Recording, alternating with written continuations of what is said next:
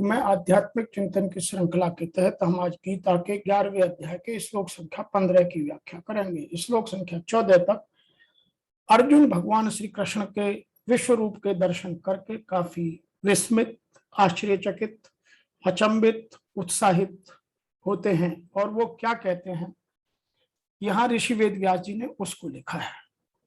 वो कहते हैं, पश्यामि देवान तव देव देहे शर्वान तथा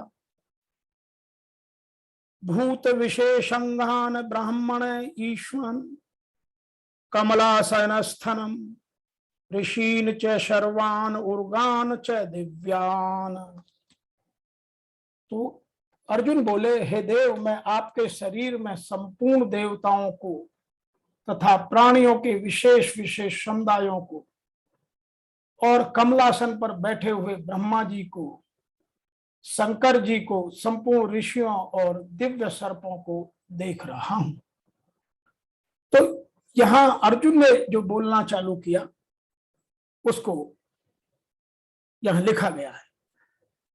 अर्जुन कहते हैं, हे देव, मैं आपके शरीर में संपूर्ण देवों को तथा अनेक भूतों के समुदायों को, कमल के आसन पर विराजित ब्रह्मा जी को, महादेव को, संपूर्ण ऋषियों तथा दिव्य सर्पों को देखता हूं। In English Arjun says, I see all the gods, O God, in thy body, as also host the various classes of beings, Brahma, the Lord seated on the lotus seat, and all rishis and heavenly serpents.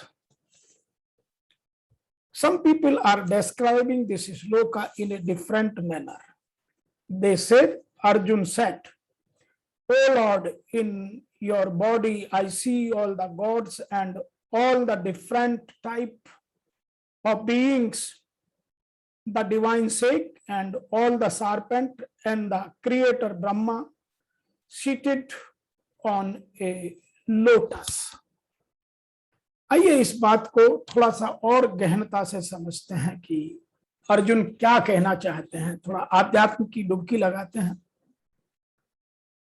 यहां अर्जुन कह रहे हैं कि मैं आपके शरीर में संपूर्ण देवताओं को, प्राणियों के विशेष विशेष समुदायों को, कमलासन पर बैठे हुए ब्रह्मा जी को, शंकर जी को और संपूर्ण ऋषियों और संपूर्ण दिव्य सर्पों को देख रहा हूं। तो अर्जुन की भगवत प्रदत्त दिव्य दृष्टि इतनी विलक्षण है कि उनको देवलोक भी अपने सामने दिख रहा है। इतना ही नहीं, उनको सबकी सब त्रिलोकी दिख रही है। केवल त्रिलोकी नहीं, प्रत्युत त्रिलोक के उत्पादक ब्रह्मा, पालक विष्णु, संहारक महेश भी प्रत्यक्ष दिख रहे हैं।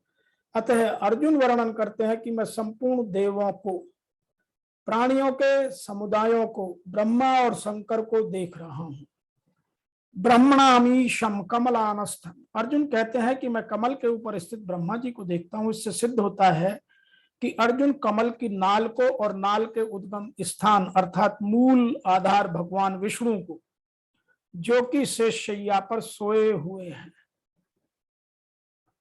भी देख रहे हैं। इसके सिवाय भगवान शंकर को, उनके कैलाश पर्वत को, कैलाश पर पर्वत स्थित उनके निवास वट वृक्ष को भी अर्जुन देख रहे हैं। ऋषिं च सर्वानुगांदाश्च दिव्यान। पृथ्वी पर रहने वाले जितने भी ऋषि हैं उनको तथा पाताल लोक में रहने वाले दिव्य सर्पों को भी अर्जुन देख रहे हैं। इस श्लोक में अर्जुन के कथन से यह सिद्ध होता है कि उन्होंने या उन्हें स्वर्ग, मृत्यु, पाताल, त्रिलोकी अलग अलग नहीं दिख रही है, किंतु विभाग सहित एक ही जगह दिख रही है। प्रवृत्ति भक्ति मने कधा। उस त्रिलोकी में जब अर्जुन की दृष्टि हटती है तो उनको ब्रह्मलोक, कैलाश और वैकुंठ कहते हैं। वे अधिकारियों के अभिष्ट लोक तथा उनके मालिक कौन कौन? ब्रह्मा, शंकर जी और विष्णु जी को भी देखते हैं। यह सब भगवत प्रदत्त दिव्य दृष्टि का ही प्रभाव है। इसमें कुछ विशेष बातें हमारे समझने के लिए हैं। जब भगवान ने कहा कि यह संपूर्ण जगत मेरे किसी एक अंश में है, तब अर्जुन उसे देखने की प्रार्थना करते हैं। अर्जुन की प्रार्थना पर भगवान कहते हैं कि तू मेरे शरीर में एक जगह स्थिर चराचर जगत को देख, यह एक स्तंभ मम देह। यह 7वें श्लोक में वेद व्यास जी ने स्पष्ट लिखा है। वेद व्यास जी द्वारा प्राप्त दिव्य दृष्टि वाले संजय भी यही बात कहते हैं कि अर्जुन ने भगवान के शरीर में एक जगह स्थित संपूर्ण जगत को देखा। तत्र एक स्तंभ देव देवस्य शरीरे। यहां अर्जुन कहते हैं कि मैं आपके शरीर में संपूर्ण भूत समुदाय आदि को देखता हूं। तब देवे देहे, इस प्रकार भगवान और संजय के वचनों में तो एक स्तंभ एक ही जगह स्थित पद आया है, पर अर्जुन के वचनों में यह पद नहीं आया। इसका कारण यह है कि अर्जुन की दृष्टि भगवान के शरीर के जिस जिस किसी एक स्थान पर गई, वहां उसको भगवान स्वरूप या भगवान का विश्व स्वरूप ही दिखाई देने लगा। उस समय अर्जुन की दृष्टि सारथी रूप भगवान के शरीर की तरफ गई नहीं। अर्जुन की दृष्टि जहां भी गई वह अनंत सृष्टियां देखने लगा। अतः अर्जुन दृष्टि इधर ही बह गई, इसीलिए अर्जुन एक स्तंभ नहीं कह सके। वे एक स्तंभ तो तभी कहते जब विश्व रूप देखने के साथ साथ सारथी के रूप भगवान के शरीर को भी देखते। अर्जुन केवल विश्व रूप ही देख रहे हैं, इसलिए वे विश्व रूप का ही वर्णन कर रहे हैं।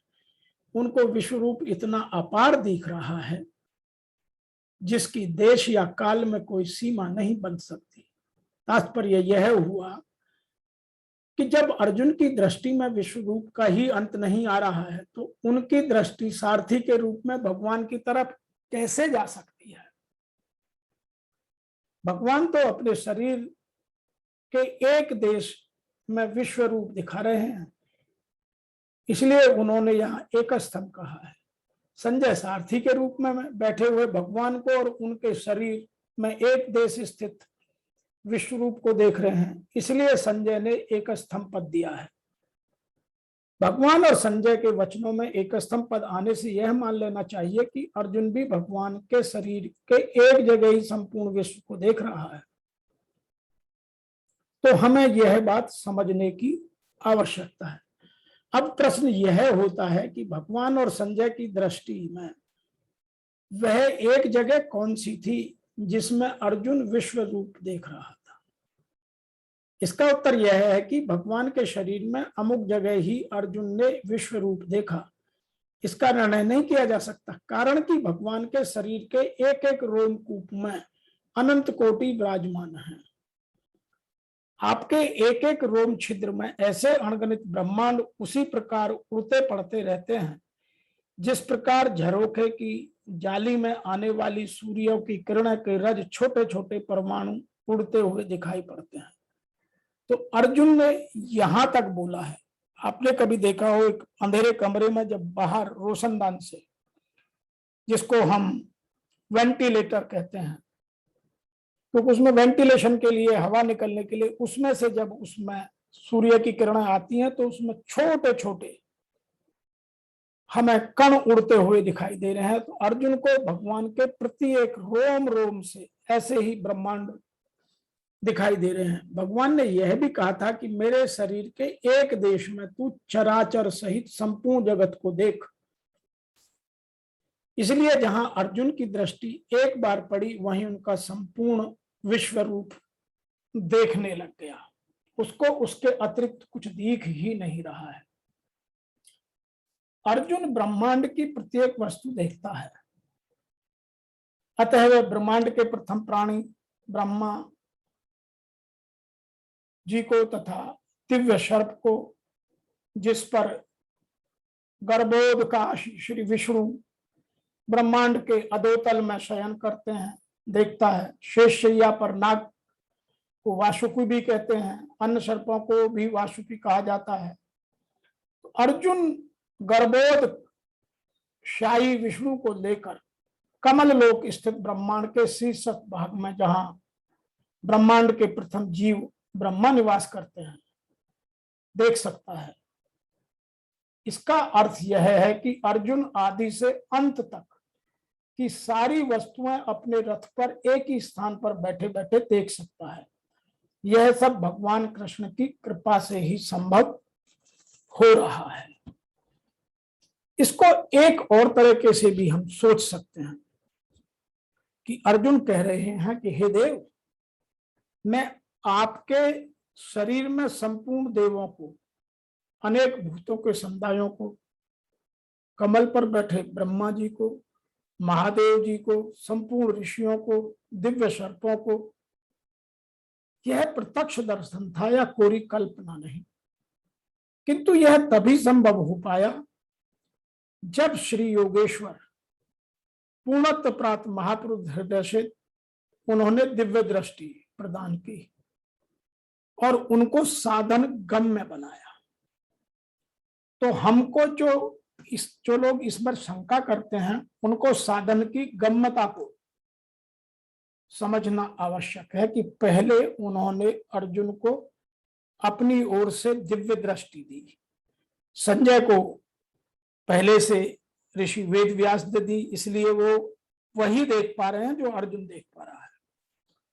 तो आज के इस श्लोक में हम यह समझने की कोशिश करें कि यदि भगवान किसी को दिव्य दृष्टि देते हैं तो वह एक ही जगह पर सब चीजों को कैसे देख सकता है।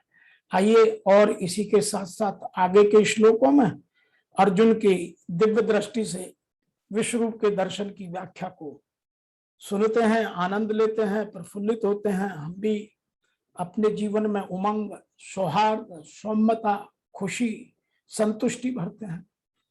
आज के इस श्लोक से हमें समझने के लिए जो बातें मिली हैं वह यह मिली है कि यदि भगवान की कृपा हो जाए तो हम एक ही जगह पर आदि से अंत तक संपूर्ण विश्व के दर्शन भगवान की कृपा से कर सकते हैं। लेकिन उसके लिए अर्जुन जैसी श्रद्धा, अर्जुन जैसे भाव होना आवश्यक है। आज के इस श्लोक की व्याख्या में इतना ही।